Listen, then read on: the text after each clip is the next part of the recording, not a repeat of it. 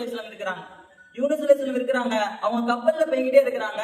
கப்பல்ல போயிட்டு இருக்கிறப்ப அப்போ என்ன பண்றாங்க, மீனுடைய வயிற்றுல என்ன பண்ணிடுறாங்க, அதாவது மீன் என்ன பண்ணிடுறா அவங்களை முழுங்கிடுது. மீன் முழுங்கிடுது. இப்போ மற்ற மனிதர்களா இருந்தான்னு சொன்னா, மற்ற மனிதர்களா இருந்தாங்கன்னு சொன்னா மீனுடைய வயிற்றுக்கு போனதுக்கு என்ன ஆவாங்க, மூச்சு இல்லாம இறந்து போவாங்க.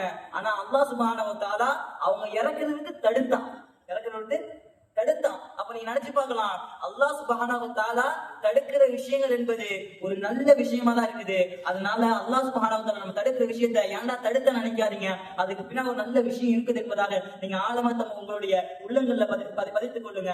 அப்படிப்பட்ட அல்லாஹ் தடுக்கக்கூடிய நல்ல, அதாவது கெட்ட விஷயத்தை நம்மகிட்ட இருந்து தடுக்கக்கூடிய அப்படிப்பட்ட இறைவனை நம்ம நல்ல ஒரு மனத ஆழத்தோட நம்ம என்ன பண்ணுவோம், நம்ம என்ன பண்ணுவோம் சொல்லுவோம்.